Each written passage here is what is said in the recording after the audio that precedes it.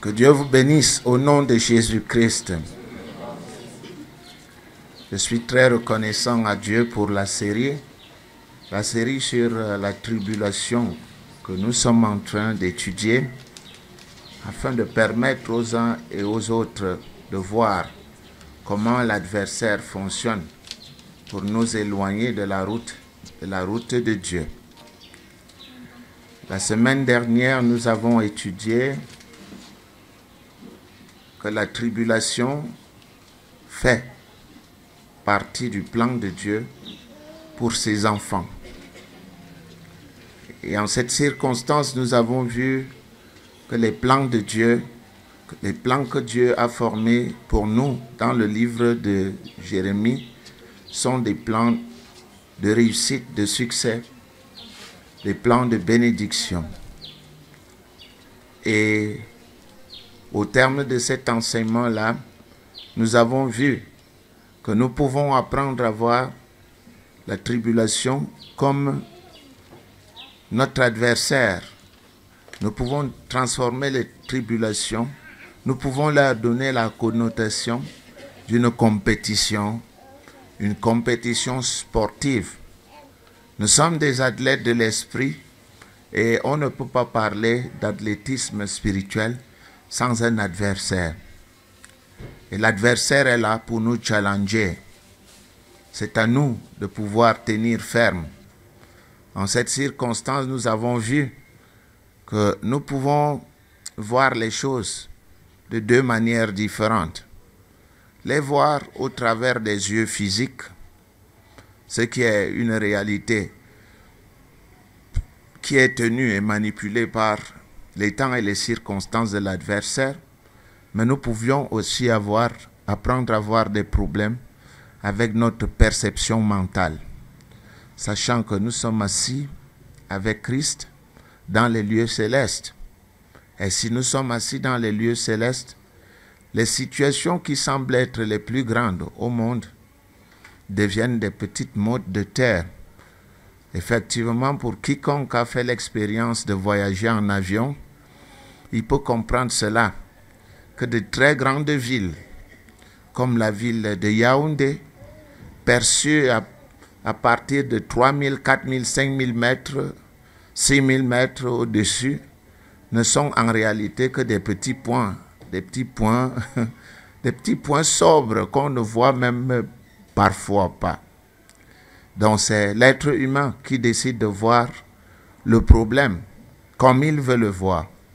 Soit il veut le voir tel qu'il se présente devant lui, auquel cas il peut être manipulé par des sens, soit il peut décider de le voir avec sa perception spirituelle, auquel cas le problème devient un adversaire qu'il faut vaincre dans la compétition de la vie.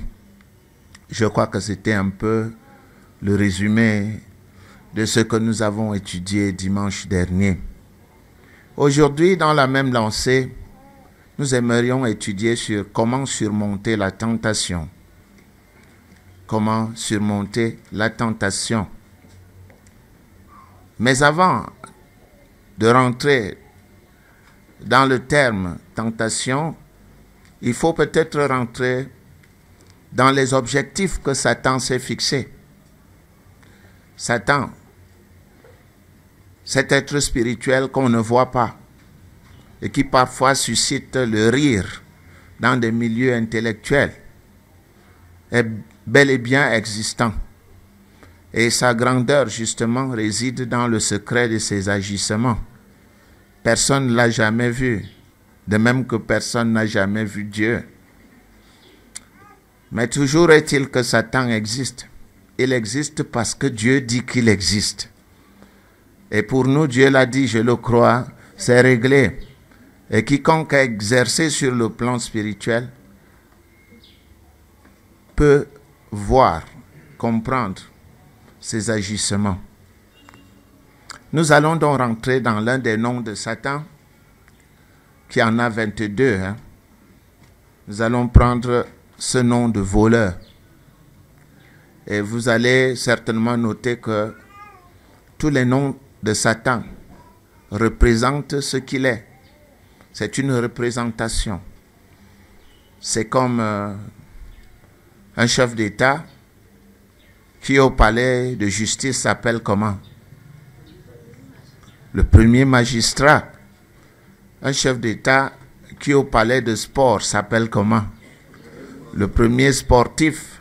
Un chef d'État qui, quand il rentre dans les forces armées, s'appelle comment? Le chef suprême des armées. C'est un peu ça. C'est un peu ça. Et ce nom de Satan est un nom très fin. On l'appelle le voleur en Jean 10, 10. Et c'est Jésus-Christ qui utilise ce nom-là. Et il dit, je cite, en Jean 10, 10, Jean chapitre 10, verset 10, il dit, le voleur ne vient que pour dérober, égorger et détruire.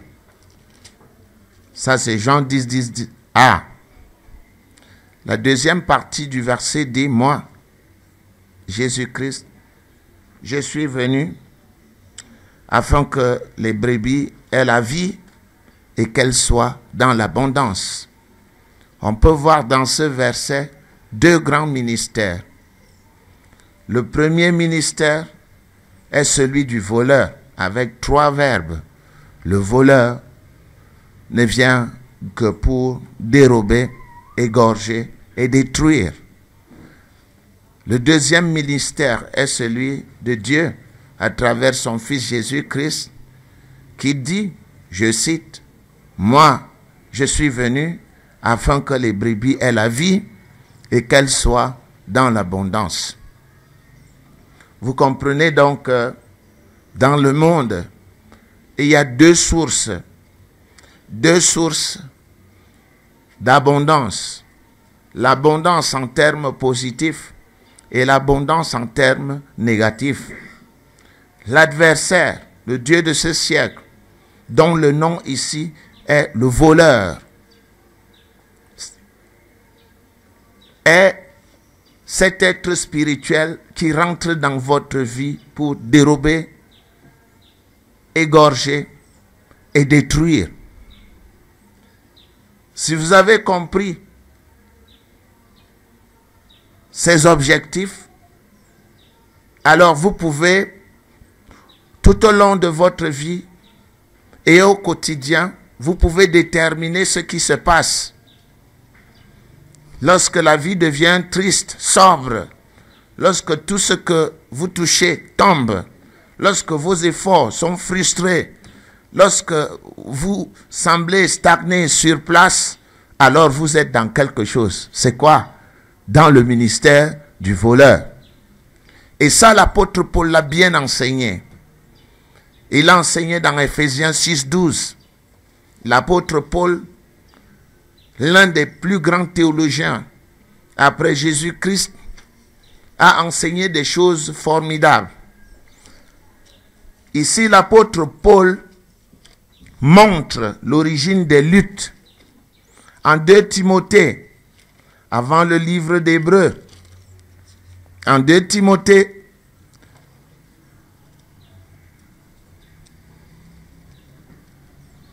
l'apôtre Paul, nous allons voir Timothée après. Lisons d'abord Ephésiens 6, dans le livre d'Éphésiens, Galates, Éphésiens, Philippiens, Éphésiens. Dans le livre d'Éphésiens 6, au verset 12.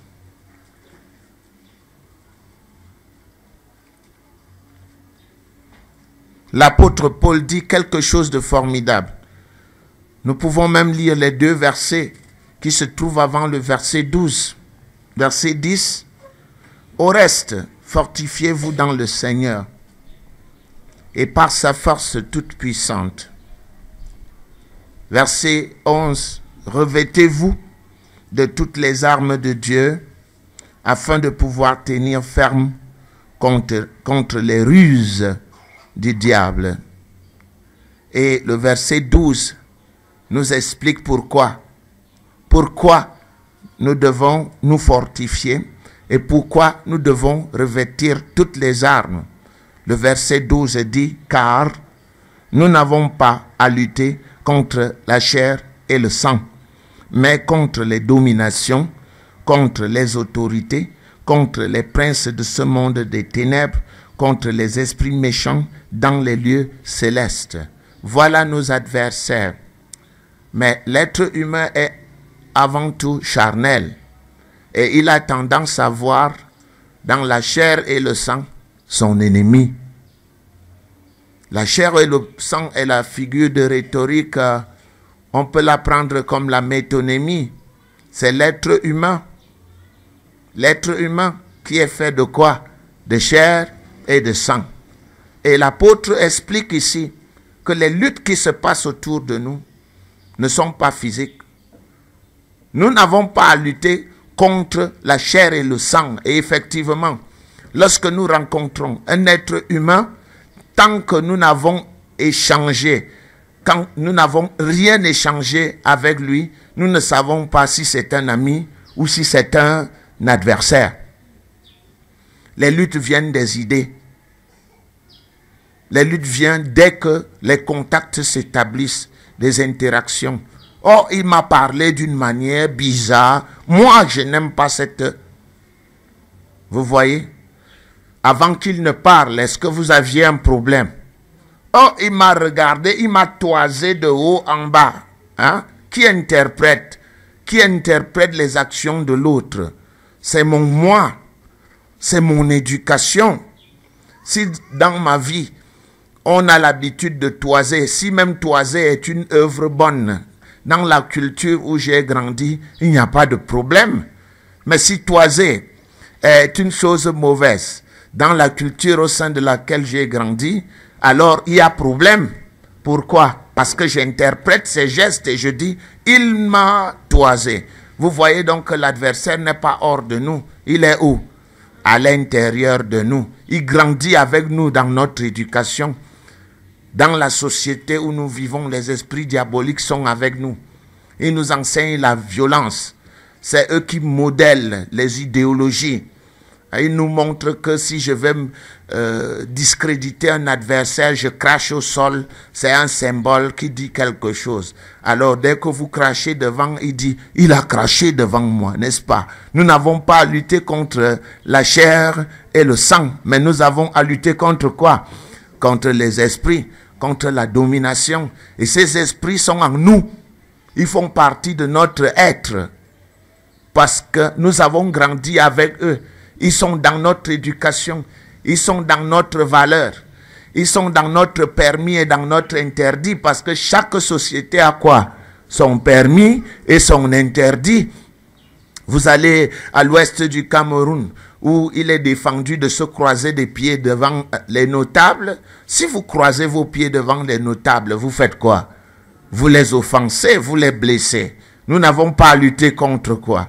La chair et le sang, ce sont les symboles et les interprétations que nous faisons des gestes qui sont devant nous, qui font que les autres soient nos ennemis. Et Dieu qui comprend bien les luttes nous dit que la lutte n'est pas spirituelle, n'est pas physique.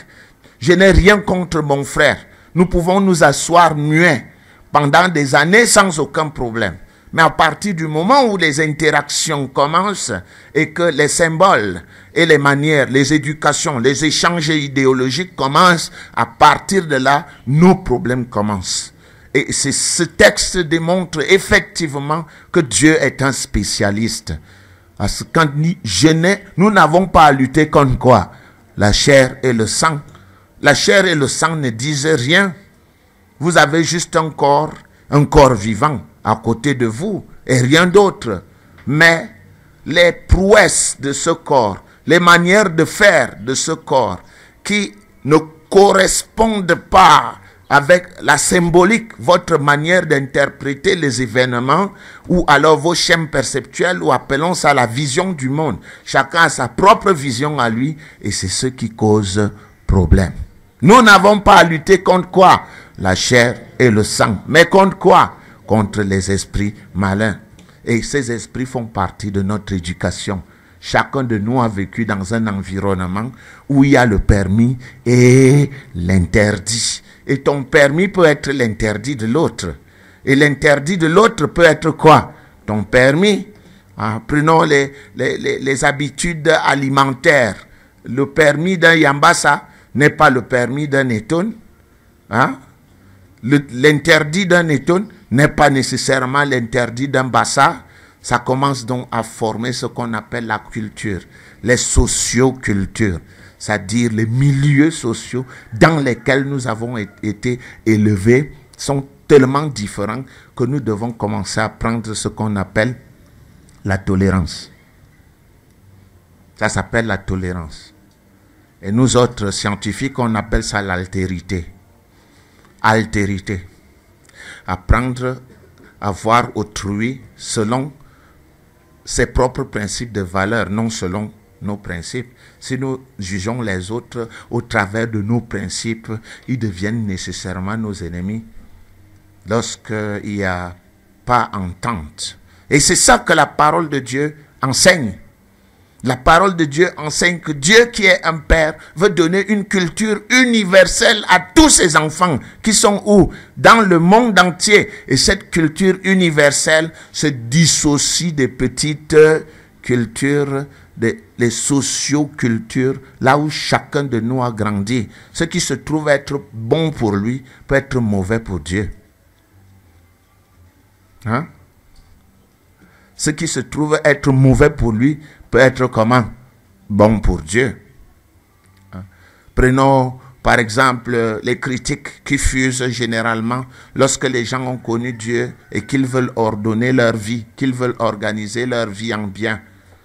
Quelqu'un était un ivrogne, il décide de ne plus tout simplement boire parce qu'il veut améliorer sa condition de vie.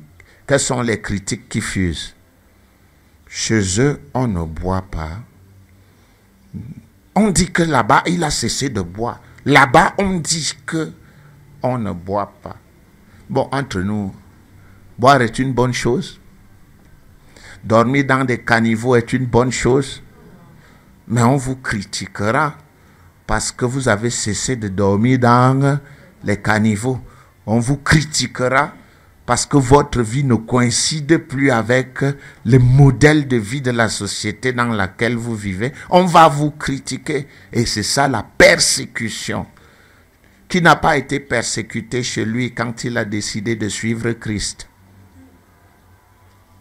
Dans bien des familles chez nous, vous entendez, le mot d'ordre c'est quoi? Il a changé de religion. Et si vous posez même la question à ces gens-là, c'est quoi la religion? Ils ne sauront pas quoi vous dire. Mais ils aiment tellement leur tradition, les modes de vie qui leur ont été inculqués, que quand quelqu'un vient avec des pensées, des clichés différents, il l'étiquette tout de suite et commence la persécution. Nous n'avons pas à lutter contre quoi? La chair et le sang. Mais contre quoi? Vous comprenez maintenant comment Satan gère le monde? Ça se comprend ou ça ne se comprend pas? Voilà, Satan gère le monde avec les idéologies, les grandes idéologies qui dirigent le monde. Vous voyez, son idéologie actuelle, c'est l'homosexualité. Les hommes doivent se marier entre eux, les femmes doivent se marier entre elles. Au nom de quoi? De la liberté. Au nom de la liberté. Bon, mais est-ce que toute liberté est bonne? Voilà. Mais pour eux, il faut vivre comme chez eux. Les modèles de vie, les clichés de vie qui ne sont pas comme les leurs sont antidémocratiques. Et qu'est-ce que vous appelez même démocratie? Où est-ce qu'elle existe? Elle existe où? Ce sont des mots qu'on utilise pour endormir les autres. Chez nous, on devrait plutôt parler d'ethnocratie. Parce que nous dirigeons avec nos tribus. On appelle ça le patrimonialisme. Si vous allez dans un ministère, quelqu'un est Eton, tous ses collaborateurs sont de quelle tribu? Eton. Vous allez dans un ministère, quelqu'un est Aoussa, tous ses collaborateurs sont quoi? à tel point qu'on confond le ministère avec le dirigeant du ministère. Est-ce que ça, c'est la démocratie? Ça, c'est l'ethnocratie, la direction par l'ethnie. Vous voyez donc que chacun veut imposer aux autres ce qu'il pense. C'est pourquoi je vous montre aujourd'hui certains clichés pour vous sortir des prisons des idéologies. Bien, le voleur ne vient que pour dérober, égorger et détruire. Et il va détruire ta vie si tu lui ouvres la porte. Il va dérober ta vie si tu lui ouvres la porte. Il va détruire ta vie si tu lui ouvres la porte. Il va détruire tes enfants. Il va égorger tes enfants. Il va dérober tes enfants sur le plan idéologique, sur le plan du vécu quotidien, si tu lui ouvres la porte. C'est de ça qu'il est question. Et au terme de cela survient la mort. Et vous notez bien que dans les deux ministères, moi je suis venu afin que les brebis aient la vie, et l'autre ministère, dérober, égorger et détruire, Dieu n'est pas dans dérober, égorger et détruire. Vous comprenez encore une fois que lorsque nous avons parlé de la mort ici, tout le monde a placé la mort dans le ministère B ou A. B ou A. Oh, on dirait que vous ne faites pas mathématiques. Hein? J'ai dit Jean 10, 10 A. Le voleur ne vient que pour dérober, égorger et détruire. B. Moi, je suis venu afin que les brebis aient la vie et qu'elle soit dans l'abondance. La mort se situe dans quel ministère? A ou B? Mais tout le monde s'accorde à dire que qui tue? C'est Dieu, non? Or, qu'est-ce que Dieu dit? Je suis venu afin que les brebis aient quoi? La vie et qu'elle soit dans l'abondance. Entre-temps, le voleur est venu pour dérober, égorger et détruire. Il dérobe, il égorge, il détruit et on dit que qui est-ce qui égorge? C'est Dieu. Qui tue ses enfants? C'est Dieu. Et on change le verbe tuer avec des beaux mots. Il a appelé son serviteur au ciel. Il a appelé, le Dieu qui a fait les cieux et la terre a appelé son serviteur au ciel. Or, pendant que vous lisez la Bible, l'apôtre Paul dit que Dieu n'est pas servi par des mains d'hommes. Il n'a besoin de rien. Et vous vous apercevez que ces gens sont dans une forme de paradoxe. Dans une forme de paradoxe contre la Bible. Ils ont confondu leur propre tradition avec quoi? Avec la Bible. Parce que dans toutes les traditions du monde, tout le monde sait que les morts sont vivants, que les morts sont un changement d'état. Mais est-ce que la mort est véritablement un changement d'état? Vous allez voir dans les cultures africaines, quelqu'un veut boire sa bière, il décapsule la bière, il verse les 2 premières gouttes ou 3 premières gouttes où? Et il dit quoi? En sa langue. Ça c'est la part de mes parents. Bon, comme pour dire quoi? Que ses parents vivent dans la terre. Et s'ils se retrouvent dans une terre russe, ses parents sont partis du Cameroun pour être enterrés dans des terres russes. Non, l'homme est ce qu'il est à cause de ce qui lui a été enseigné. Vous voyez donc que des gens deviennent prisonniers de leur propre culture. Attention, Dieu est Dieu. Et toute écriture est utile pour faire quoi? Pour enseigner, pour corriger, pour convaincre, afin que l'homme de Dieu soit, comment? Accompli et propre à toute bonne œuvre. Voilà la raison d'être de la parole. Bon, c'était une manière d'introduire. Hein. On ne peut pas parler de surmonter la tentation sans connaître ce qui se passe avant la tentation. Nous savons maintenant qu'il y a 2 puissances antithétiques. Il y a une puissance qui est Jean 10, 10 quoi? Et l'autre qui est quoi? Jean 10, 10 B. Nous savons donc désormais que celui qui est là, qui va nous apporter la tentation dans notre vie, sera nécessairement Jean 10, 10 quoi? A ou B? A. Le voleur ne vient que pour dérober, égorger et détruire. Voilà. C'est donc quoi la tentation? La tentation vient du mot grec pyrasmos. Pyrasmos. Et pyrasmos veut dire faire dévier l'homme de sa course divine. Tu cours pour atteindre Dieu. Mais qu'est-ce que l'adversaire fait? Il te fait dévier. Ça dit qu'il te fait douter de Dieu. Il te fait douter de Dieu. Hein? Pyrasmos, c'est l'adversité, l'affliction, le malheur envoyé par l'adversaire pour éloigner l'homme de Dieu. Hein? Adversité, affliction, malheur envoyé par l'adversaire pour éloigner l'homme de Dieu. Pyrasmos, c'est faire dévier l'homme de sa course divine. Vous courez vers Dieu et qu'est-ce que Satan fait? Il vous dévie, que vous alliez ailleurs.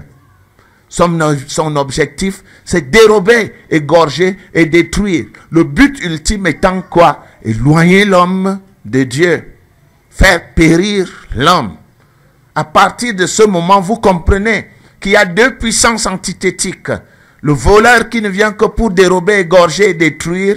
Et l'autre puissance, celle de Dieu qui a envoyé son Fils pour faire quoi? Afin que les brebis aient quoi? La vie et qu'elle soit comment? Dans l'abondance.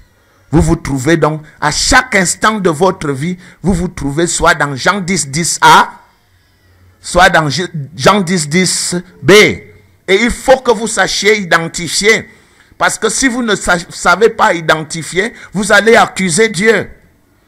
Vous allez dire que Dieu vous fait porter un fardeau. D'ailleurs, tout le monde le sait dans nos villages. Ça se manifeste ainsi. Parce que chacun est ce qu'il est à cause de ce qui lui a été enseigné dans son église. À peine rencontrez-vous un vieil homme ou une vieille dame, vous lui posez la question, maman, comment ça va? Hein? Presque inconsciemment, elle vous dira quoi? Oh mon fils, je porte le fardeau que Dieu m'a donné. Dieu donne les fardeaux. Jean 10, 10a ou Jean 10, 10b. Le voleur ne vient que pour dérober, égorger et détruire. C'est là où chacun de nous se trouve à un moment spécifique de sa vie. Il se trouve dans le ministère de l'adversaire et certains de nos amis disent que Dieu veut vous éprouver pour voir si vous l'aimez. Et pendant qu'ils utilisent ce langage, ils ne savent pas qu'ils sont en train de nier à Dieu la préscience. Vous savez ce qu'on appelle la préscience? C'est connaître tout à l'avance. Si Dieu connaît tout à l'avance, pourquoi a-t-il besoin de vous éprouver? Si Dieu sait que malgré toutes les tortures qu'on vous appliquerait, vous ne céderiez pas, pourquoi vous faire torturer? Ça n'a pas de sens, non? Et chacun de nous l'a dit dans sa vie. Lorsqu'il échoue à un concours, il dit quoi? Ah, Dieu savait que peut-être en allant là-bas, je vais aller mourir. C'est pourquoi il m'a fait échouer. Quel Dieu? Ça, c'est la logique de vos églises là, que vous connaissez. Donc, je ne citerai pas les noms, même comme ceux-là nous combattent. Ceux-là qui ne sont que des bons gros intellectuels, qui ont zéro en théologie systématique biblique, qui ne comprennent absolument rien dans la matière de Dieu. C'est des sociologues et des anthropologues. N'importe qui a fait philosophie, qui a fait anthropologie, qui a fait sociologie, peut parler, peut donner des éducations à la société, n'importe qui. Hein. Mais nous ne sommes pas là pour enseigner la sociologie aux gens, nous. Le spirituel n'est pas la sociologie. Le spirituel n'est pas la philosophie. Le spirituel n'est pas l'anthropologie. Le spirituel, c'est quel est le démon qui agit ici? Quel est l'esprit qui est en train d'agir dans cet endroit en ce moment? C'est ça qu'on appelle le spirituel. Et ça n'a rien à voir avec la psychologie. Parce que la psychologie étudie les comportements. Mais le spiritualiste, l'homme qui est spécialiste en sorciodémonologie, connaît l'esprit qui anime le peuple au moment où le peuple agit. Ça, c'est le champ de la spiritualité.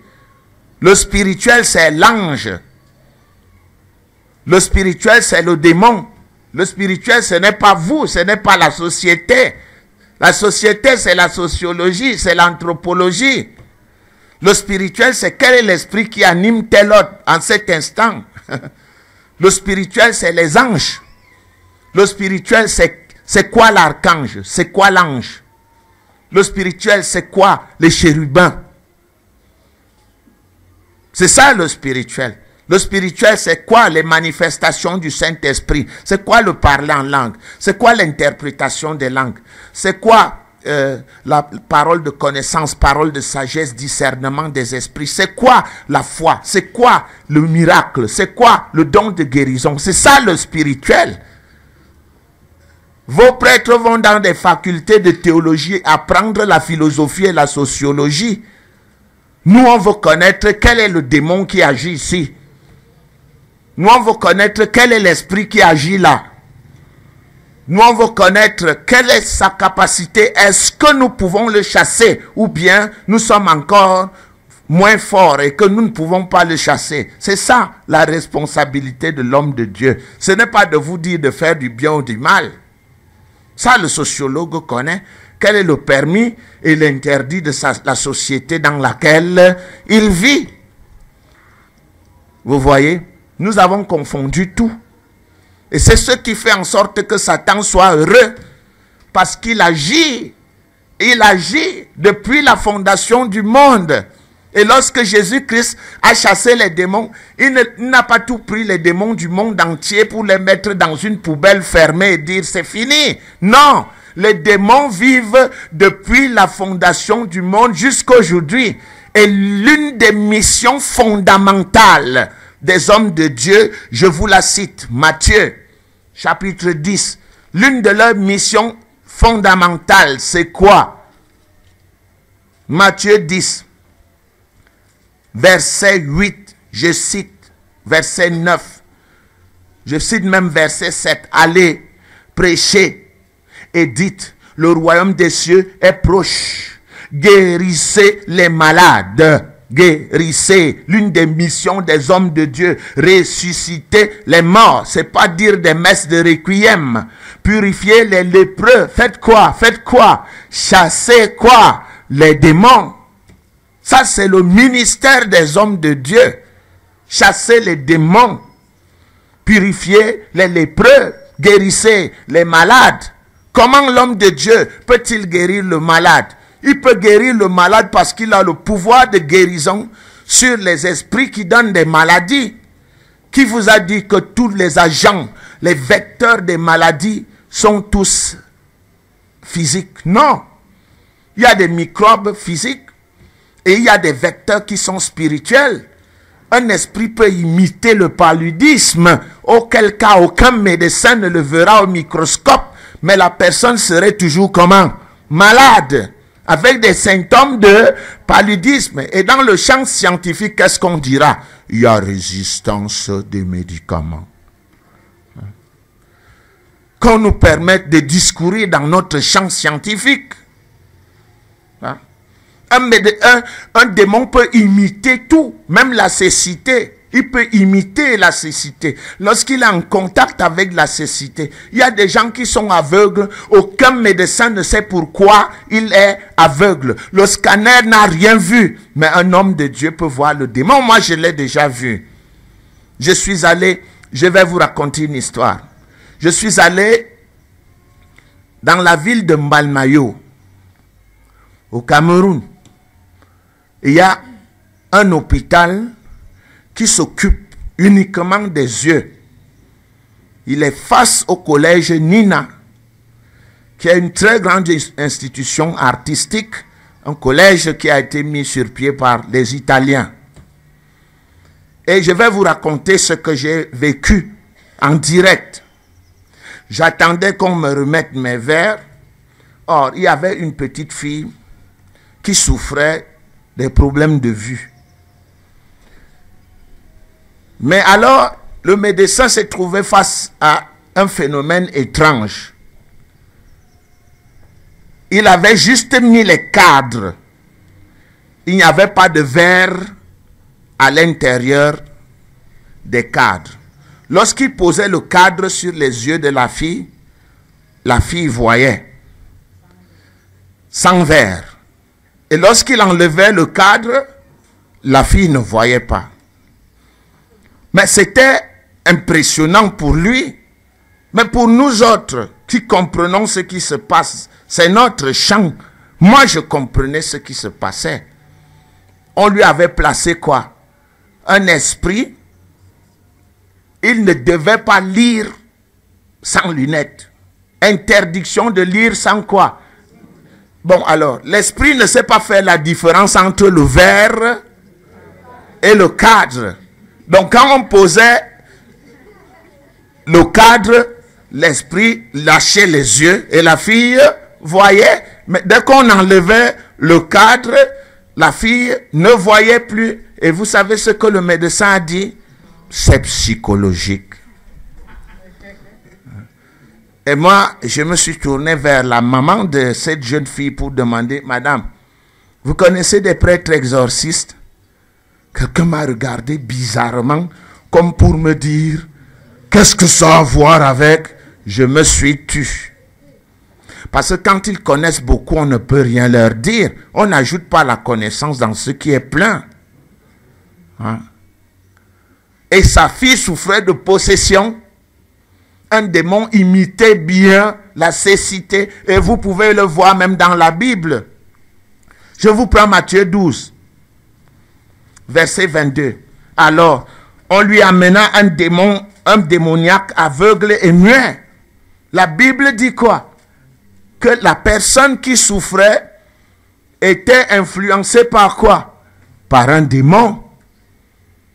Et dans ce domaine, il y a les daimons et les daimonions.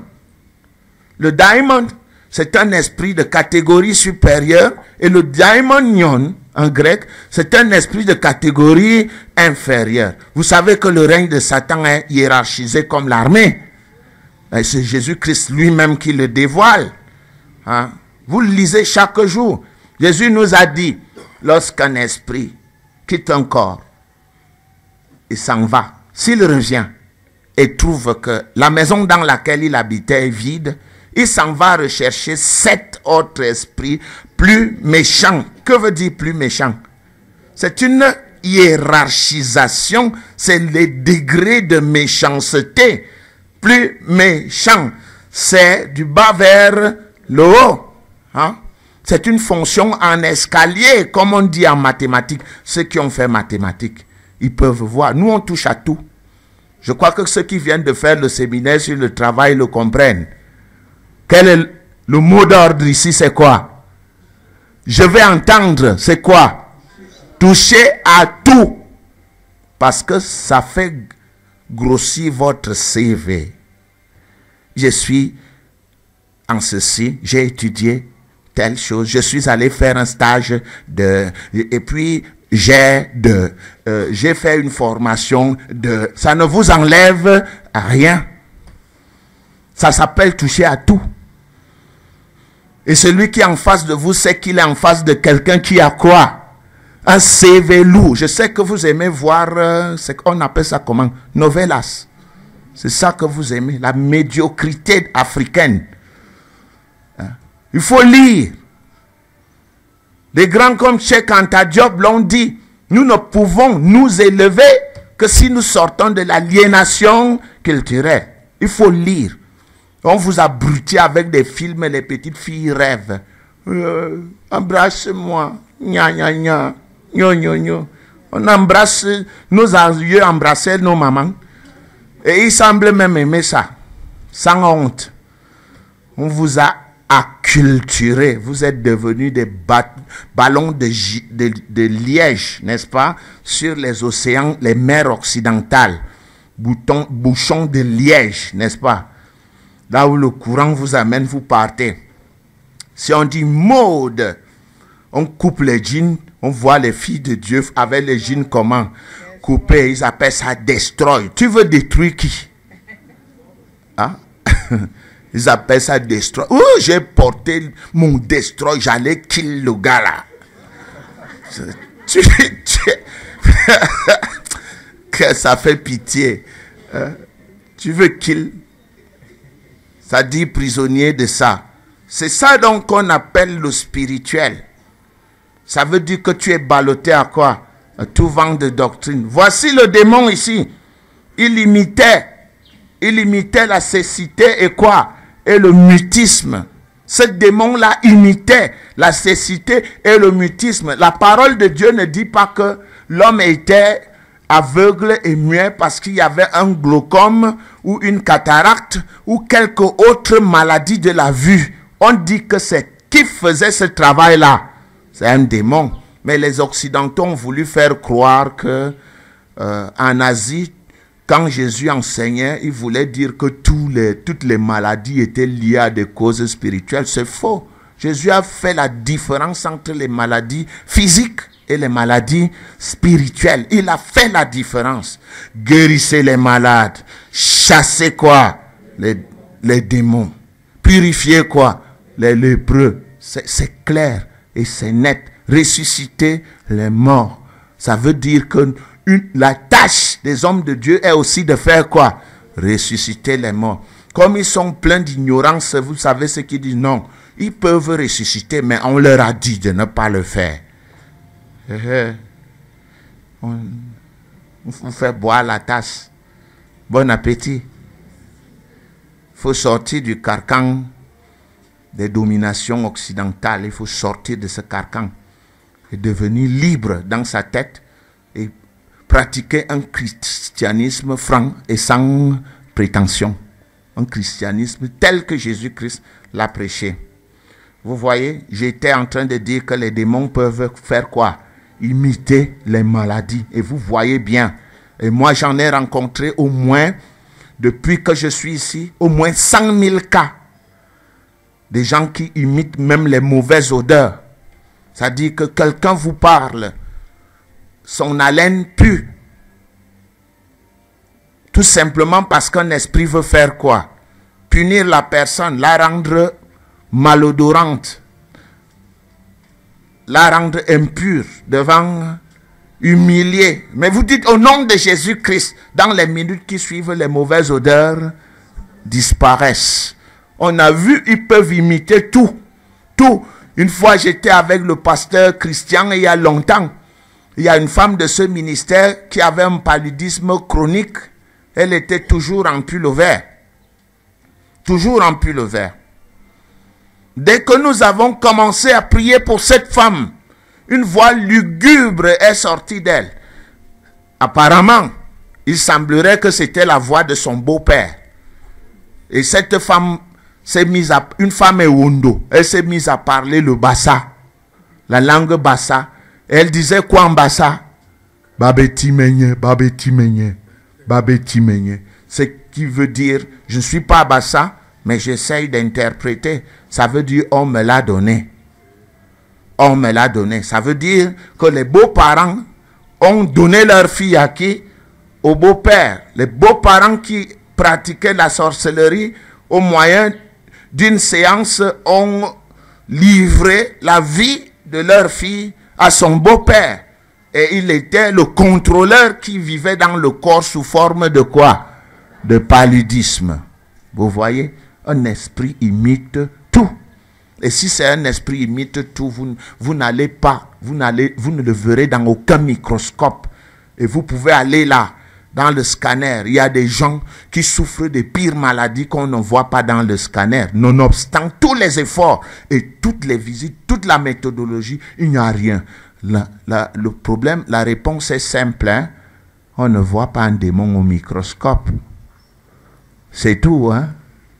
Il faut être sérieux. On ne voit pas un esprit dans un microscope. Et si c'est un esprit qui fait son travail, vous ne pouvez rien lui dire. Donc j'ai eu tendance un peu à rentrer dans le advanced course, la marche en puissance pour les pasteurs noviciens, pour qu'ils comprennent un certain nombre de choses. Nous avons dit pirasmos, la tentation. Et je vais vous montrer maintenant en pratique ce que c'est que la tentation. Hein? Et cette tentation, elle est permanente parce que Apocalypse 12:12 nous a expliqué des choses. Non seulement Jean 10:10 explique, mais Apocalypse 12:12 explique aussi des choses fantastiques. Elle nous explique que l'adversaire est descendu sur terre pour faire la guerre. Alors, si vous n'avez pas compris cela, vous allez croupir. Vous serez, on dit quoi? Disons que communément on dit ça dans la langue populaire, aller en enfer. Hein? Mais c'est perdre sa grâce, perdre sa vie, perdre la vie éternelle. C'est ce qui est écrit en Apocalypse 12 au verset 12. C'est pourquoi réjouissez-vous cieux, et vous qui habitez dans les cieux. Malheur à la terre et à la mer, car le diable est descendu vers vous, animé d'une grande colère, sachant qu'il a peu de temps. Il est descendu vers qui? Vers qui? Vers qui? Animé d'une grande colère et sachant qu'il a peu de temps. Et la méthode que Satan utilise, il utilise deux méthodes en sorciodémonologie. La première, c'est la séduction et la deuxième, c'est l'intimidation. Quand il passe par la séduction, il utilise les péchés mignons. Vous savez ce qu'on appelle les péchés mignons, non? C'est des choses que vous aimez, qui vont à l'encontre de la parole de Dieu et vous ne pouvez pas vous en débarrasser tout simplement parce que vous les aimez. Est-ce qu'on se débarrasse de ce qu'on aime? Non, on ne peut pas se débarrasser de ce qu'on aime. On a appris dernièrement 2 clés pour se débarrasser de ce qu'on aime, de ce qui est mauvais. On a dit la préoccupation et la précision. Personne ne se débarrasse sans se préoccuper et personne ne se débarrasse sans savoir ce qu'il veut. Le camphère l'ayant reçu, c'est de cela qu'il est question. Et ici, le malin est là pour vous faire la guerre. Et il va vous la faire de la manière la plus bonne. C'est-à-dire, à travers ce que vous aimez. La parole de Dieu dit, ne vous enivrez pas de vin. Soyez au contraire remplis du Saint-Esprit. Est-ce qu'il a dit ne buvez pas du vin? Il a dit quoi? Ne vous enivrez pas du vin, mais l'adversaire va vous amener à devenir un ivrogne. Tout simplement parce que vous aimez le vin. Et quand on va vous dire, ça va vous tuer, vous allez inventer des petites chansons telles que tu bois, tu meurs. Tu ne bois pas, tu meurs. Donc je bois. Hein? Tu bois, tu meurs. Tu ne bois pas, tu meurs. Donc je bois. C'est des mauvaises philosophies. Il faut mourir le plus longtemps possible après. Après, ne mourrez pas à la fleur de l'âge sans avoir donné une éducation à vos enfants pour que des étrangers viennent jouir des biens que vous avez eu du mal à construire votre maison, vous avez eu du mal à avoir votre activité au moment où vous devez en jouir. Qu'est-ce qu'on fait? Vous mourrez, un étranger vient s'en accaparer et pour maltraiter et votre femme et vos enfants. C'est une très mauvaise philosophie. S'il faut mourir, il faut mourir le plus tard possible. Ayant eu la possibilité de résoudre les problèmes qu'on voulait résoudre. Fatigué même, qu'on atteint l'âge où on dit, oh, il manque plus rien, je peux partir maintenant en paix. Ça va. Mais ne voyez pas un enfant qui a 30 ans, ses petits-enfants ont encore 2, 3, 4 ans et puis il ne les a même pas vus grandir. Il meurt dans un accident de circulation ou bien il meurt parce qu'il est un ivrogne. Il dit tu bois, tu meurs, tu bois, tu meurs, tu ne bois pas, tu meurs. Non, c'est une mauvaise philosophie. Dieu lui-même au dernier jour, quand vous ressusciterez, va vous condamner. Il va dire, je t'ai donné la grâce de la vie, qu'est-ce que tu en as fait? La vie est un précieux don. Et le verset 17, dans le même ordre d'idée. Verset 17. Vous y êtes? Et le dragon fut irrité contre la femme et s'en alla faire la guerre au reste de sa postérité, à ceux qui gardent les commandements de Dieu et qui ont le témoignage de Jésus. Le dragon est là. Le dragon ici, c'est le nom de guerre de Satan, hein? C'est l'un de ces 22 noms. Je vous ai dit qu'il en a combien? 22. On a utilisé Satan, on a utilisé le diable, on a aussi utilisé aujourd'hui lequel? Le voleur. Maintenant, on utilise quoi? Le dragon, c'est le nom de guerre. Cet animal qui crache le feu, qui est d'une violence inouïe. Le dragon, il s'en alla faire la guerre à qui? Il s'en alla, il fut irrité contre la femme, il s'en alla faire la guerre au reste de sa postérité. Vous savez bien, vous l'avez étudié en Genèse 3,15, que la postérité de la femme, c'est Jésus-Christ. Et le reste de la postérité, c'est tous ceux qui croient en Jésus-Christ. À ceux qui gardent les commandements de Dieu et qui ont le témoignage de Jésus-Christ. Sachez donc que c'est vous la cible.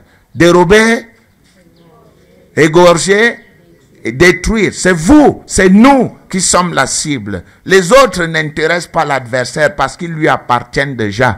Leur héritage, c'est la mort éternelle. Il n'y a pas de problème. Ils ont vendu leur âme, ils veulent être riches, c'est bien. C'est la mort éternelle. Et Satan lui-même, il m'entend. Tous ses adeptes comprennent bien. Vous êtes n'importe quoi, vous volez dans les corps des gens, vous leur volez des énergies cosmiques, vous prenez leur cerveau pour qu'ils vous servent, vous les utilisez dans les rêves pour compter votre argent. Ce n'est rien. C'est 80 ans de vie. Par rapport à quoi? Une éternité. Vous avez fait le mauvais choix. Vous allez griller dans le feu. Que vous le vouliez ou pas. C'est quoi 80 ans de vie par rapport à une éternité? Vous avez fait le bon choix. Applaudissez pour vous-même. Il vaut mieux vivre modestement et même pauvre, étant libre, que d'avoir des richesses pour se voir l'avenir totalement refusé. C'est quoi 80 ans? Le jour où tu vas vivre trop longtemps sur cette terre, tu vas atteindre 120 ans. Et quand tu vas même les atteindre, tu ne jouiras plus de la vie. Puisque les dents même, tu ne les auras plus. Pour goûter au poulet, il faut qu'on te pile le poulet pour que tu dises « Ah, je mange le poulet. »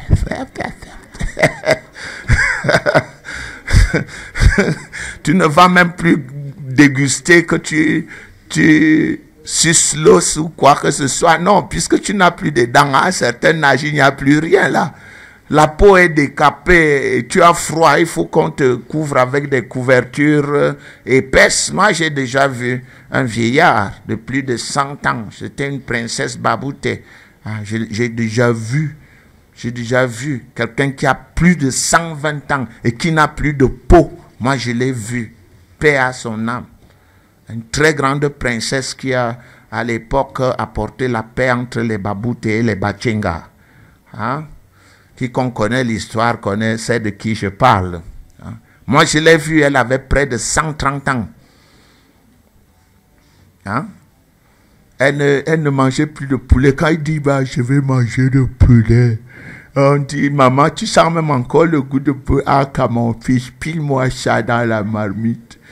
Il n'y a plus de dents pour apprécier. Donc, c'est ça, c'est de ça. Il faut atteindre cet âge où tu dis non, je suis fatigué, j'ai froid, je veux me reposer. Et non cet âge où, à la fleur, tu n'as même pas vu ton devenir. Tu n'as même pas une idée de ce que demain sera. Tu te retrouves dans un cercueil. Pour faire quoi?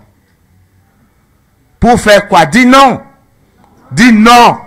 Au nom de Jésus-Christ. Voilà. C'est ça, c'est là où tu dois te tenir avec Christ. C'est comme ça.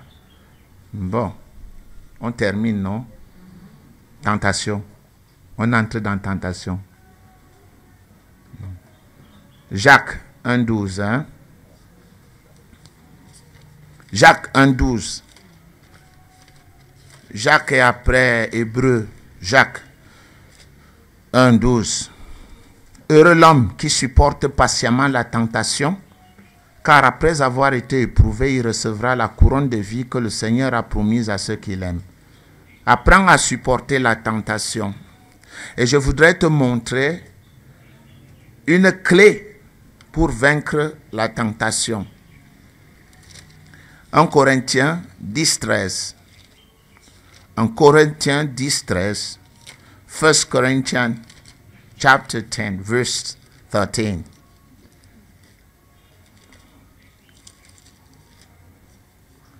Voici ce que ça dit. Aucune tentation, aucune, ne vous est survenue qui n'ait été humaine. Et Dieu qui est fidèle ne permettra pas que vous soyez tentés au-delà de vos forces. Mais, avec la tentation, il préparera aussi le moyen d'en sortir afin que vous puissiez la supporter. Fin de citation. Maintenant, on va étudier ce texte. Aucune tentation ne vous est survenue qui n'ait été humaine. Et Dieu qui est fidèle ne permettra pas que vous soyez tentés au-delà de vos forces. La tentation est proportionnelle à votre force de caractère. Elle fait partie du domaine spirituel. Et c'est le seul endroit où Dieu regarde en spectateur comment son fils va faire pour surmonter. Chaque père fait cet exercice-là. Nous qui sommes violents, lorsqu'on voit nos fils aux prises avec des adversaires, est-ce qu'on rentre? Non, on veut voir. Et quand notre fils gagne la bataille, on dit quoi? Il est fort, il est un homme. Ce n'est pas dans ce chemin-là que je voudrais vous amener, le chemin de la violence. Je voudrais vous amener dans celui de la force spirituelle, la force mentale. Dieu ne permet pas que vous soyez tentés au-delà. Ça veut dire que il ne permettra, il ne laissera qu'un esprit de votre niveau vous tenter.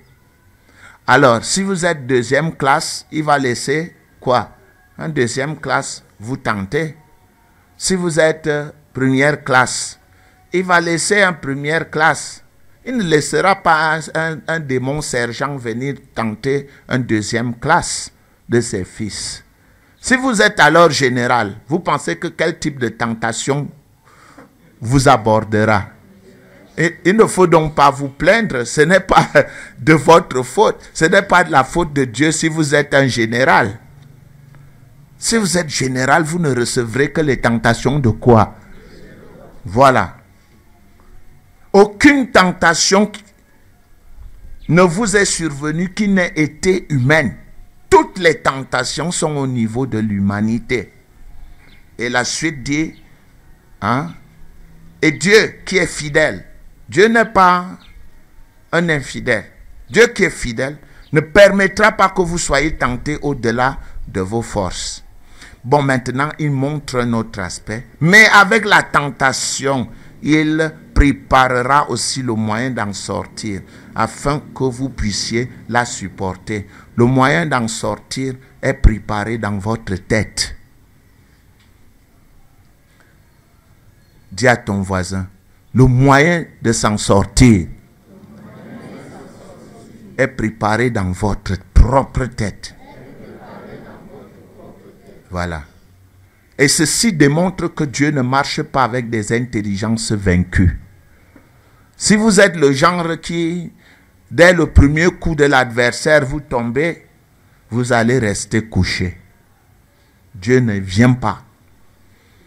La plupart des gens ne s'en sortent pas, tout simplement parce qu'ils se laissent abattre par la tentation et ne réfléchissent pas aux moyens d'en sortir. Nous avons donné 4 clés au séminaire. Ce qui était, tant pis pour les autres. On avait donné les 4 clés là dans la recherche des solutions. Je me trompe ou pas? Quel est le problème? Et la suite, vous la connaissez. Bon, maintenant, nous allons voir ça en pratique. Nous allons voir un homme de Dieu puissant. Comment est-ce que la tentation survient dans sa vie? Nous allons voir David en pleine tentation en 1 Samuel 30. J'aurais pu me lever, vous enseigner pendant 30 minutes, vous enseigner David et puis terminer. Mais il fallait vous montrer les sources, les méthodes, comment Satan procède. Quelle est sa force? 1 Samuel 30. Vous y êtes? Ou on vient samedi, dimanche prochain? On finit ou bien? 1 Samuel 30. Vous y êtes? Samuel est après quel livre?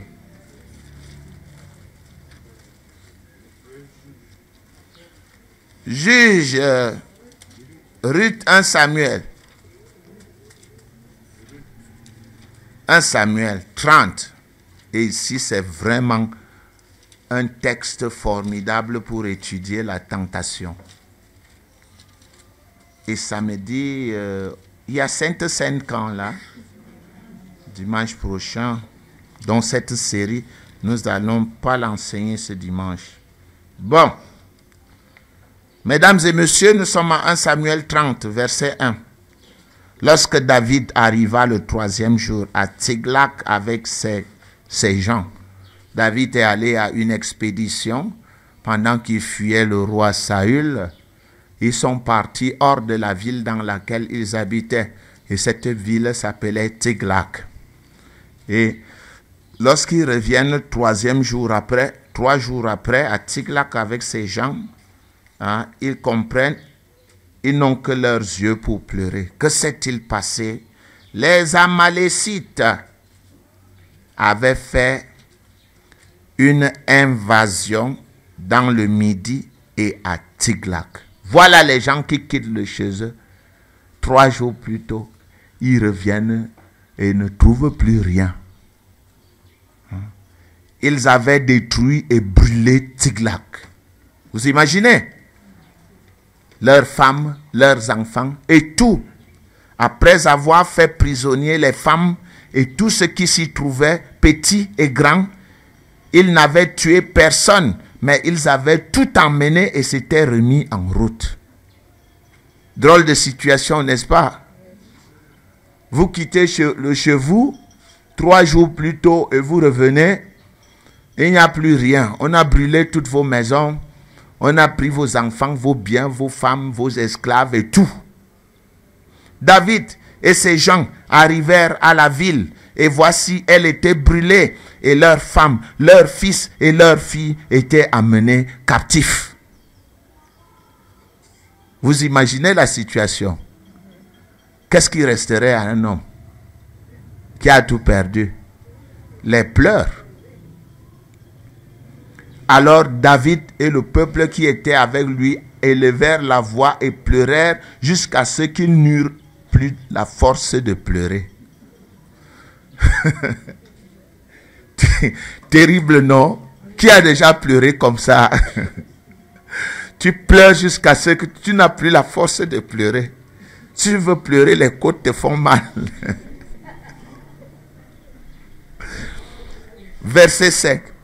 Les 2 femmes de David avaient été emmenées, Achinoam de Jirel et Abigail de Carmel, femme de Nabal. David fut dans une grande angoisse, car le peuple parlait de le lapider, parce que tous avaient l'amertume dans l'âme, chacun à cause de ses fils et de ses filles. Vous voyez, il faut toujours un bouc émissaire. C'est toi, notre chef David, qui nous a amenés tous. Tu n'aurais pas dû nous amener. Maintenant, il n'y a plus nos femmes. Lapidons David. Lapidons-le. Regardez la suite. Ce sont des textes apparemment qui ne disent rien. Mais quand vous les lisez en détail, vous comprenez la souffrance. Mais, David reprit courage en s'appuyant sur qui? Sur l'Éternel, son Dieu. Quand il reprend courage, il avait passé son temps à pleurer, n'est-ce pas? Son intelligence était comment? À la recherche de la solution ou bien vaincu? Vaincu. Il dit au sacrificateur Abiatar, fils d'Achimélec, apporte-moi donc l'éphod. Abiatar apporta l'éphod à David. L'éphod à leur époque, c'était le moyen par lequel on consultait Dieu. C'était une manière de jeter le gris-gris, hein? Mais ce n'est pas un esprit diabolique qui répondait, c'est plutôt Dieu qui répondait. Et David consulta l'Éternel en disant, il consulte, ça se passe où? Dans sa tête. Poursuivrai-je cette troupe? L'atteindrai-je? L'Éternel lui répondit, poursuis, car tu atteindras et tu délivreras. Poursuis, car tu atteindras et tu délivreras. Qui poursuit? Qui poursuit? Qui atteindra? Qui délivrera? Ça se trouve où? Dans la tête ou pas dans la tête? Il y en a qui s'asseyent et qui disent que la vie est terminée. Vous imaginez? Les guerriers Boko Haram arrivent, ils envahissent tout, ils brûlent tout, ils prennent les enfants, ils amènent. Vous avez l'espoir de les revoir? Non, c'est ça les Amalécites. C'est ça les Amalécites. C'est ce qu'ils ont fait. C'est la figure de l'adversaire. Il ne vient que pour faire quoi? Dérober, égorger et détruire. Le voilà. Et David a senti qu'il était dans Jean 10, 10a ou Jean 10, 10b. Et chacun de nous se trouve au moins une fois dans sa vie dans Jean 10, 10a. Et David consulta l'Éternel. Et l'Éternel lui dit, poursuis, car tu atteindras et tu délivreras. Et David se mit en marche. Lui et les 600 hommes qui étaient avec lui. 600 hommes qui laissent leurs femmes à la maison. Imaginez, on avait enlevé combien de personnes? Si on enlève, si chacun avait une femme et un enfant, ça fait combien? 1200 personnes qu'on a enlevées. Ils arrivèrent au torrent de Bésor, où s'arrêtèrent ceux qui restaient en arrière. David continua la poursuite avec 400 hommes. 200 hommes s'arrêtèrent trop fatigués pour passer le torrent de Bésor. Vous voyez la marche? Ils sont arrivés 3 jours. Ils ne savent pas depuis combien de jours cela s'est passé. Si leurs ennemis ont de l'avance sur eux, il faut mettre quoi? Il faut faire des efforts doubles. Et ils ont tellement pourchassé que 200 hommes sont déjà épuisés. Qui est fatigué? C'est Dieu. Entre-temps, l'ennemi les attend.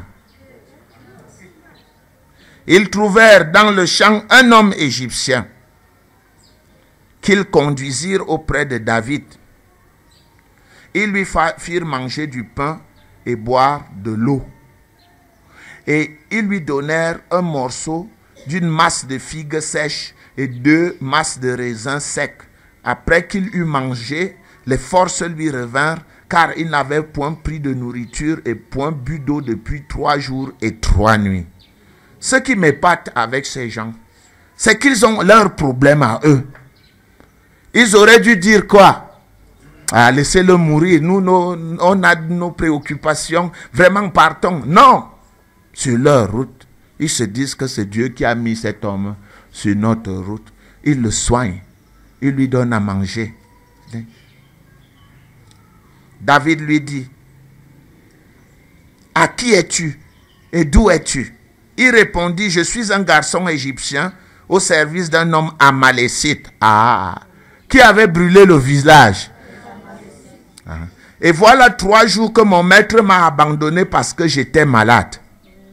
Le méchant ne se soucie pas d'autre chose que de ses propres intérêts. Nous avons fait une invasion dans le midi des Kérétiens et sur le territoire de Juda et au midi de Caleb et nous avons brûlé Tiglac. Hein?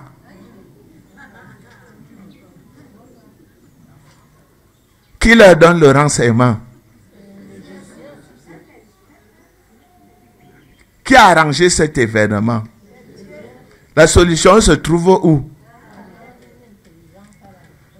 David lui dit, veux-tu me faire descendre vers cette troupe?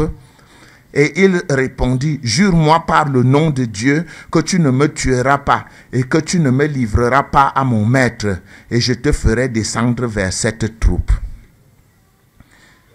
Il lui servit ainsi de guide, et voici, les Amalécites étaient répandus sur toute la contrée, mangeant, buvant et dansant à cause du grand butin qu'ils avaient enlevé du pays des Philistins et du pays de Juda.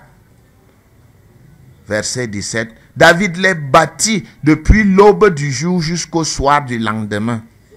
Combien de jours de combat? Calculez vous-même. Et aucun d'eux n'échappa, excepté 400 jeunes hommes qui montèrent sur des chameaux et s'enfuirent. David sauva tout ce que les Amalécites avaient pris, et il délivra aussi ses 2 femmes. Et il ne leur manqua personne, ni petit, ni grand, ni fils, ni fille, ni aucune chose du butin, ni rien de ce qu'on leur avait enlevé. David ramena tout.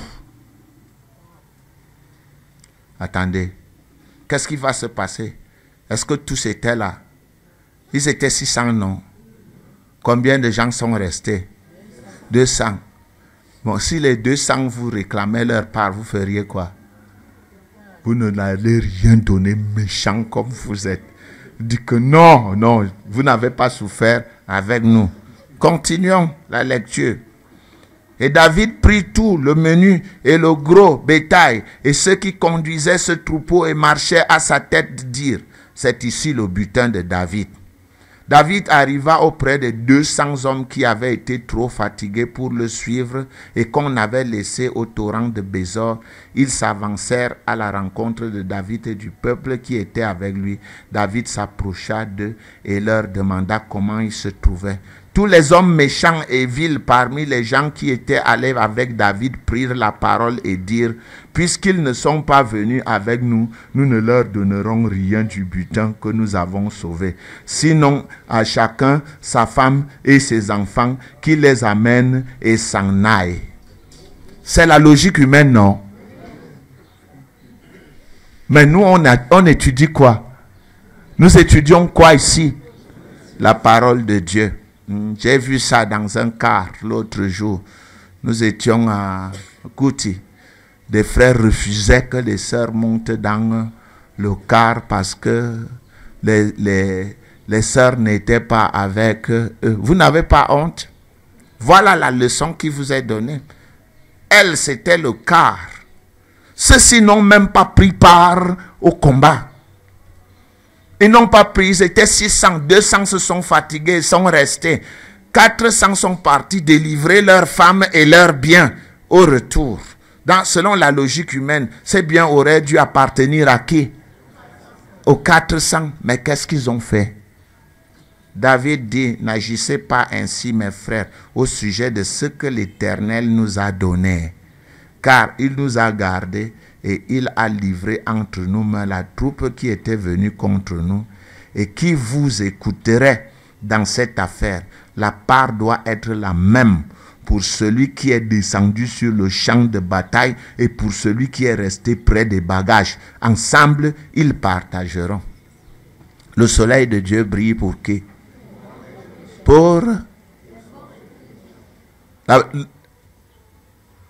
Le soleil de Dieu brille pour qui? Voilà. La pluie de Dieu tombe dans les champs de qui? Des bons et des méchants. Il en fut ainsi dès ce jour et dans la suite, et l'on a fait de cela jusqu'à ce jour une loi et une coutume en Israël. De retour à Tiglath, David envoya une partie du butin aux anciens de Juda, à ses amis, en leur adressant ces paroles. Voici pour vous un présent sur le butin des ennemis de l'Éternel. Il fit ainsi des envois à ceux de Bethel, à ceux de Ramoth du Midi, à ceux de Jachir, à ceux d'Aroès, à ceux de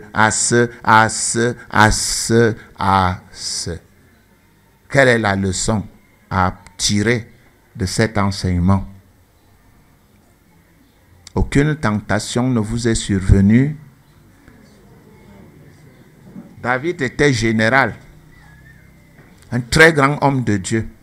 Et la tentation qui est survenue dans la vie était terrible.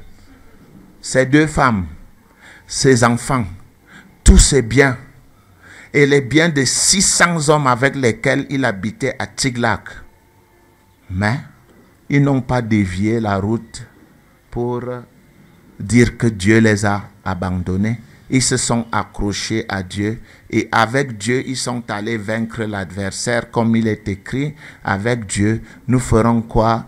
Des exploits. Nous continuerons à étudier cette affaire dans 2 semaines. Nous allons comprendre beaucoup de choses. Que Dieu vous bénisse au nom de Jésus-Christ. N'ayez pas le cœur méchant. La parole de Dieu est la volonté de Dieu. J'espère que vous avez compris. Eux, ils étaient des serviteurs. Nous, nous sommes des enfants de Dieu. En tant qu'enfants de Dieu, apprenons à sortir des tribulations ensemble. Que Dieu vous bénisse au nom de Jésus-Christ.